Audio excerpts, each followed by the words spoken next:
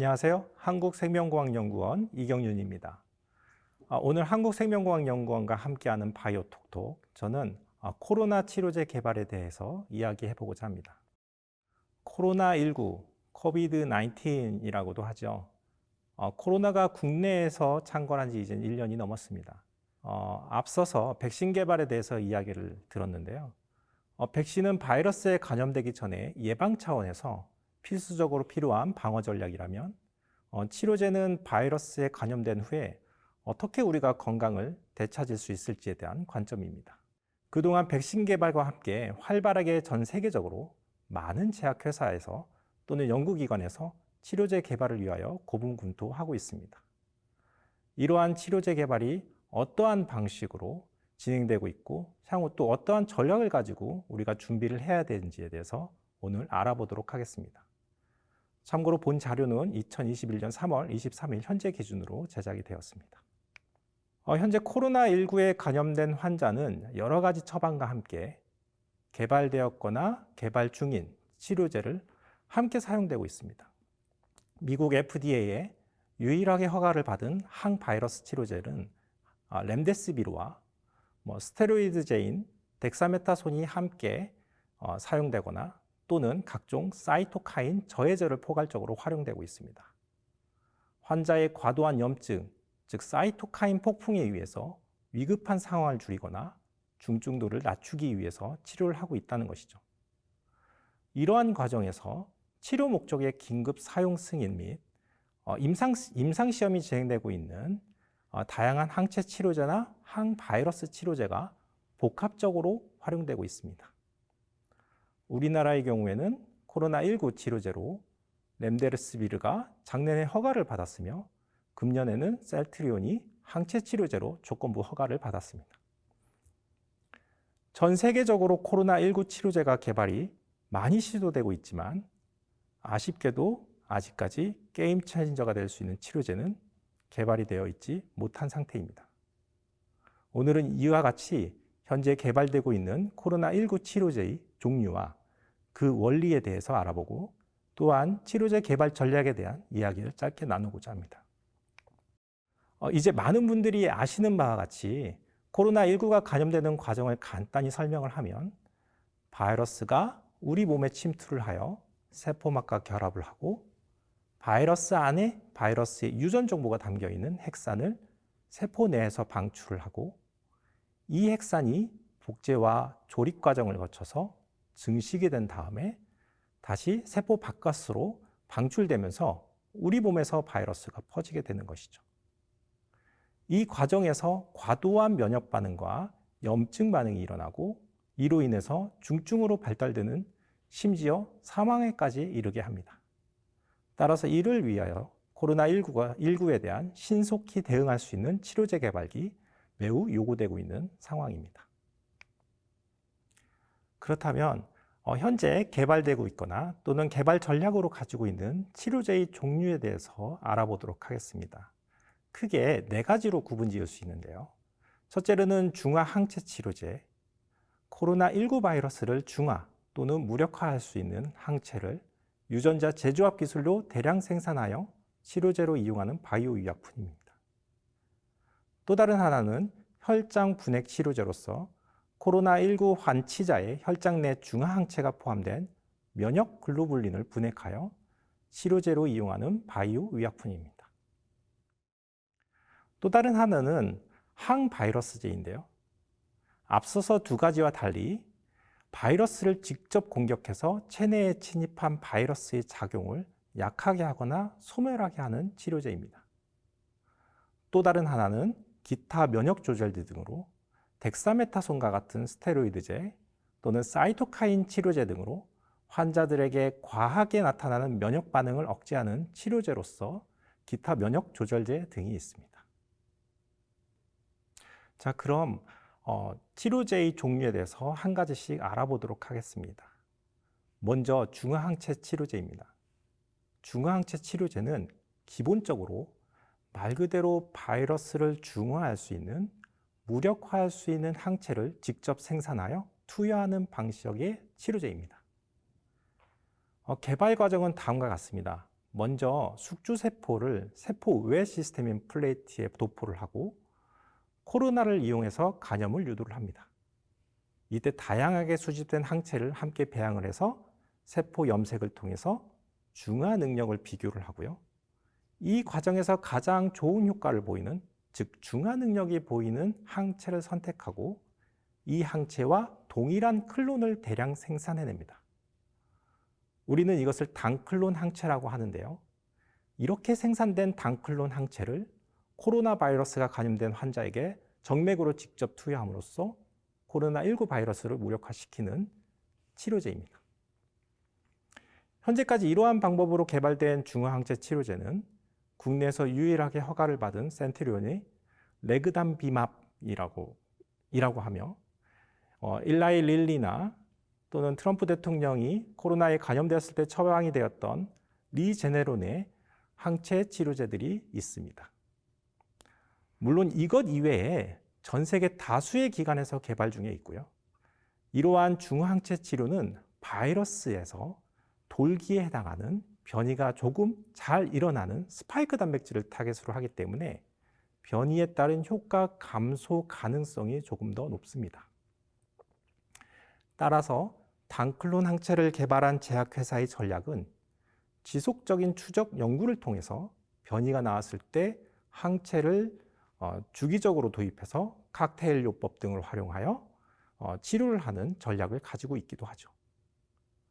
따라서 빠르게 탄생이 된 단클론 항체 치료제를 이용한 치료 효과를 높이기 위해서는 결국은 변이 바이러스에 대한 철저한 방역과 대규모 감염으로 인한 변이 바이러스의 출현의 확률을 낮추는 것이 함께 필히 병행되어야 합니다.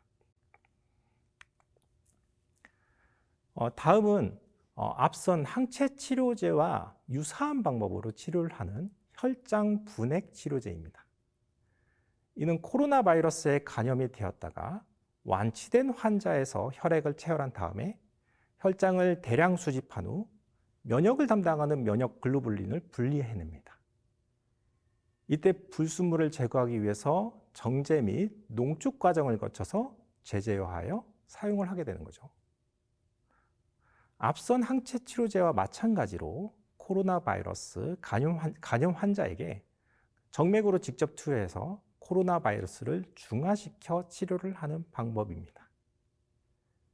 현재 국내에 녹십자가 주도로 하고 있으며 혈장 치료제 GC5131은 현재까지 약 38건 치료 목적의 사용 승인을 받아서 환자에게 투약되고 있습니다.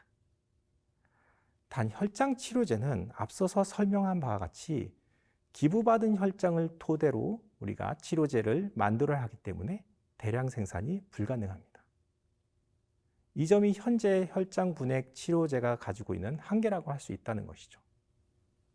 하지만 치료제가 개발되어 있지 않은 상황에서 이와 같은 혈장 치료제나 중화항체 치료제들은 일정 기간 동안 매우 중요한 역할을 담당하게 됩니다.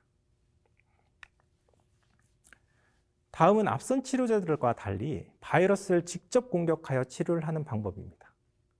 처음에 언급했던 것과 같이 바이러스의 감염 과정은 세포 내로 진입, 복제, 조립, 방출되는 과정을 거치게 됩니다. 이 과정에서 다양한 효소들이 관여를 하는 생물학적 또는 화학적 변화 과정을 포함하고 있죠.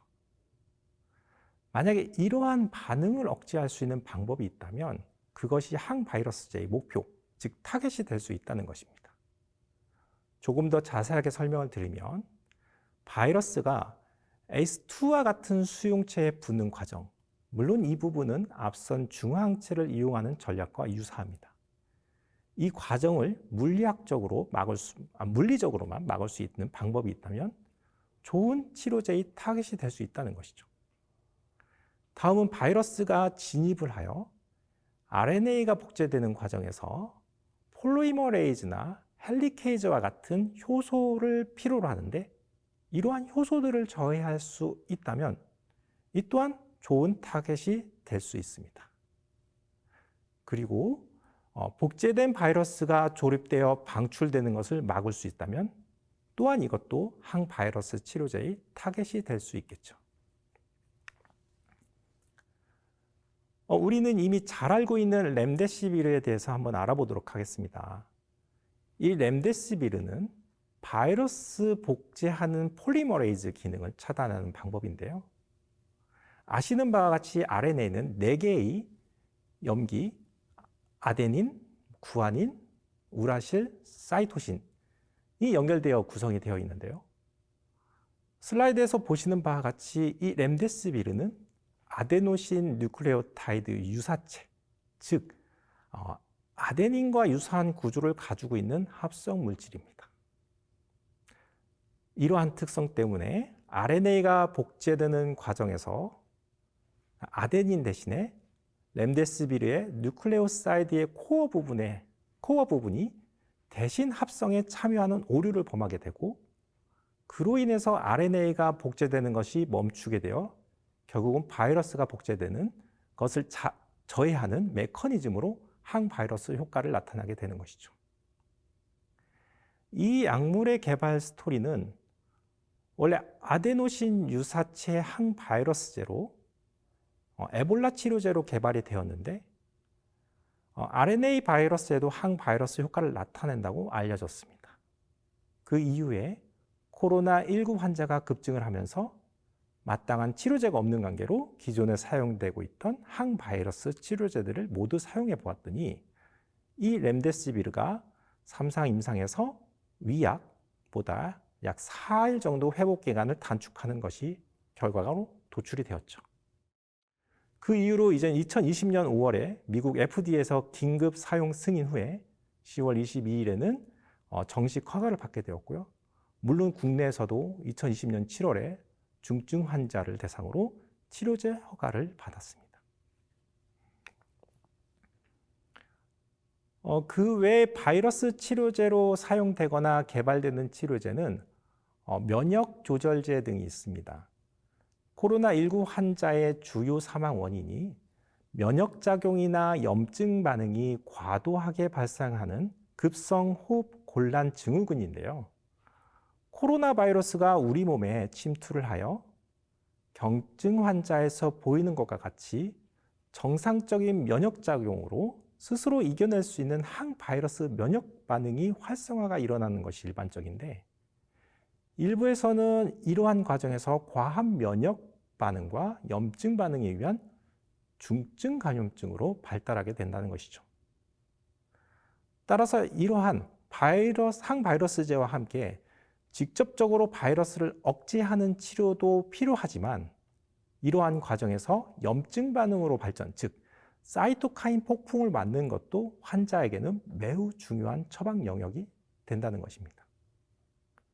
이러한 면역을 조절할 수 있는 타겟은 지금까지 많은 연구들이 진행되어 왔고, 실제로 다른 치료제에서 개발하기 위한 타겟으로 설정이 되어 개발되기도 했습니다. 고혈압 치료제로 활용되고 있는 저해제부터 염증 반응과 관련으로 잘 알려져 있는 인터루킨이나 스타틴, 인터페론, 그리고 잭 저해제까지 다양하며, 이런 것들이 항바이러스 치료제와 함께 사용될 수 있는 치료제로 활용될 수 있다는 것이죠. 현재 이러한 염증 반응을 줄일 수 있는 치료제들이 바이러스를 직접 공격하는 렘데시비르와 함께 병용으로 투여되면서 활용되고 있습니다. 그렇다면 이러한 치료제는 개발하려면 얼마나 오랜 시간이 걸릴까요? 그러니까 일반적으로 바이러스 치료제뿐만 아니라 모든 치료제들은 정해진 과정이 있습니다. 초기에 후보물질을 발굴을 하고요. 동물 실험을 통해서 전임상 시험을 거친 후 임상으로 진입할 수 있다는 것이죠. 임상에 진입해서도 오랜 기간을 거쳐 약물의 안전성이나 유효성에 대한 평가를 거쳐서 결국에는 신약이 만들어지게 됩니다. 자, 보시는 바와 같이 이러한 과정이 최소 10년 이상 걸리는데, 현재 바이러스와 같은 다급한 상황에서 아쉬움이 있을 수밖에 없는 과정이라고 하는 것이죠. 그래서 이를 극복하고자 약물 재창출이라고 하는 방법을 이용하고 있습니다. 약물 재창출은 넓은 의미에서 이미 허가를 받았거나 또는 임상에서 효능을 충분히 입증하지 못해 허가받지 못한 약물을 이용하여 치료를 하는 것입니다. 이 경우에는 최소한 전임상에서 안전성에 대한 연구가 상당히 진행이 되었거나 임상시험에서 원래 개발하려고 하는 적응증의 효능을 입증하지 못했지만 안전성은 충분히 우리가 확보되어 있다는 것입니다. 따라서 이러한 약물들이 바이러스 치료에 효능을 보인다고 하면 우리는 빠르게 이를 전환해서 바로 환자들을 대상으로 임상시험을 거쳐 신속하게 치료제로서 개발이 가능하다는 것입니다. 물론 환자를 대상으로 하는 임상시험도 지금과 같은 팬데믹에서 긴급 사용 승인을 통하여 치료제 역할을 할 수 있기 때문에 매우 중요한 과정이 될 수도 있고, 현재 많은 제약회사들이 진행되고 있는 대부분의 임상시험이 바로 이러한 약물 재창출에 의해 도출되는 약물들입니다. 이러한 약물 재창출을 하기 위해서는 몇 가지 접근 방법들이 있어요. 가장 먼저 구조 기반의 약물 재창출입니다. 기존의 약물의 화학적 구조 또는 물리화학적 특성 등의 유사성을 분석해서 접근하는 방법인데요. 예를 들어서 A라고 하는 물질이 항바이러스 치료제로 활용이 되고 있는데, 지금까지 허가받거나 임상에서 진입된 물질 중에 B라고 하는 물질이 A라고 하는 물질과 구조적으로 유사하면 혹시 B라고 하는 물질이 항바이러스 효과를 내지 않을까라고 하는 접근 방법이죠. 그리고 또 다른 것은 분자 활성 기반이 있습니다. 동일한 세포주에서 약물에 의한 유전자 변화 패턴들이 유사한 물질들끼리 서로 적응증으로 활용할 수, 즉 서로의 적응증으로 활용할 수 있는 방법을 찾는 접근 방법이죠. 현재 이러한 기술을 이용하여 항바이러스 치료제 개발도 진행되고 있습니다. 다른 한 가지는 약물, 단백질, 질병 네트워크 기반이에요. 조금은 어렵지만 기존 약물과 연관된 단백질과 단백질 간의 상호작용 또는 복합질환을 대상으로 하는 저용량 조합들을 이용해서 활용하는 접근 방법이죠. 이외에 임상 중에 나타난 예측 못한 효능, 즉 부작용 기반으로 접근하는 방법들도 있습니다. 물론 이 외에도 여러 가지 방법들이 있지만, 다만 이전까지와는 조금 다른 것은 현재 IT 기술이 발전하면서 결국은 빅데이터를 처리할 수 있는 기술, 머신러닝이나 딥러닝 같은 AI 기반의 데이터를 분석하고 해석하고 예측할 수 있는 기술이 융합이 되어서 앞선 구조 기반, 분자 활성 기반 또는 약물, 단백질, 질병 네트워크 기반 접근법에서 매우 빠르고 정확하게 새로운 물질들이 도출되고 있다는 것이죠. 이번 코로나19 치료제 개발에서도 아직까지는 완전한 치료제가 나오진 않았지만 이 치료 과정에서 많은 시도들이 있었고 부수적으로 치료제 역할을 한 약물들이 빠르게 제시되었던 것도 이러한 AI와 융합 연구를 통해서 나온 것이기 때문에 이러한 연구가 지속적으로 계속해서 발전을 해야 된다고 생각합니다. 마지막으로 국내 치료제 개발 현황을 보면 보시는 바와 같이 현재 14개 임상이 승인이 되어서 임상 시험이 진행 중에 있습니다. 재라고 표현되어 있는 약물 재창출에 의해 제시된 약물인데요. 많은 부분을 차지하고 있는 것을 볼 수 있습니다. 또한 신물질로 구분되어 있는 후보 물질들도 이전에는 다른 적응증으로 개발되고 있는 물질로 이미 전임상이나 임상 1상에서 2상 정도가 진행되었던 약물들이기 때문에 1년이 되지 않는 이 시점에서 빠르게 코로나19 치료제로 임상에 진입할 수 있었던 것이죠. 물론 이러한 과정을 거쳐 개발되는 약물도 필요하지만 앞서 말씀드린 코로나19 바이러스의 특성을 분석하고 이러한 새로운 신규 타겟으로 하는 코로나19 바이러스의 항바이러스제가 개발되는 것이 매우 중요합니다. 직접적인 항바이러스 치료제는 결국은 변이가 발생되었을 때 이를 극복할 수 있는 가능성이 높기 때문에, 또한 미래에서 새로운 바이러스가 나왔을 때 이 치료제가 하나의 약물 재창출의 후보군도 될 수 있다는 장점을 가지고 있죠. 자, 그리고 한편 최근에는 이제는 나파모스타트가 유효성을 입증하는 데 실패가 되었고요.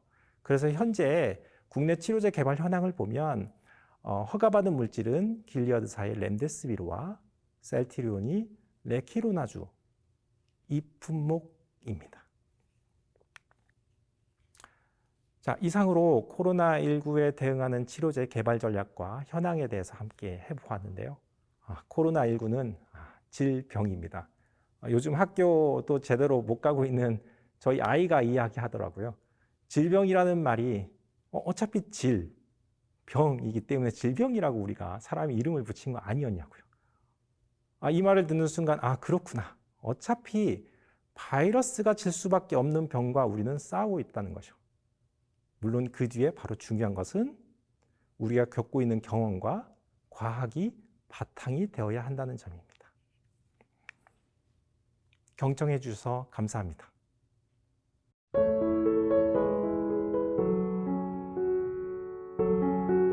변이 바이러스가 계속 나오는데 변이 바이러스마다 치료제가 다른가요? 아니면 기존 치료제로 치료가 가능한가요? 네, 어떠한 전략으로 치료제를 만들었냐에 따라 다를 것 같아요. 현재 코로나19의 돌기 부분의 스파이크 단백질이라는 부분이 있는데요. 이 부분은 변이가 잘 일어나는 부위로 알려져 있습니다. 만약에 이 부분이 타겟이 돼서 개발이 된 치료제라면 변이 바이러스에 대한 효과가 조금 떨어질 수는 있겠죠. 지금 현재의 단클론 항체들이 조금은 이에 포함될 수도 있습니다. 물론 하지만 변이가 일어난다고 해서 바이러스가 증식되는데 필수적으로 필요한 기전, 즉 자기의 유전 정보를 복제하는 과정, RNA가 복제되는 과정을 방해하는 저해제를 개발이 된다고 한다면 이는 어떤 변이 바이러스가 나온다고 해도 치료 효과가 떨어지지는 않을 것 같아요. 그래서 이를 타겟으로 하는 치료제 개발이 시급하고 다양한 기관에서 개발을 하려고 하는 것이죠. 물론 앞서 말씀드린 단클론 항체가 상대적으로 조금은 취약할 수는 있으나 이런 변이 바이러스에 대한 지속적인 추적 연구를 통해서 추가적으로 변이된 바이러스에 적용할 수 있는 단클론 항체를 병용해서 대응을 하면 되지요. 하지만 궁극적으로는 범용 치료제는 조금 한계를 가지고 있는 것 같습니다. 다른 감염병들의 치료제는 경구 치료제인데 왜 코로나19는 주사제인가요?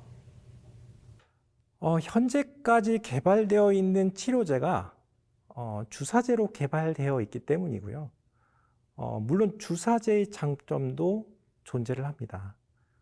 주사제는 정맥으로 직접 투여하는 방법이기 때문에 우리 몸에 들어가서 흡수되는 과정이 생략되어 있어요.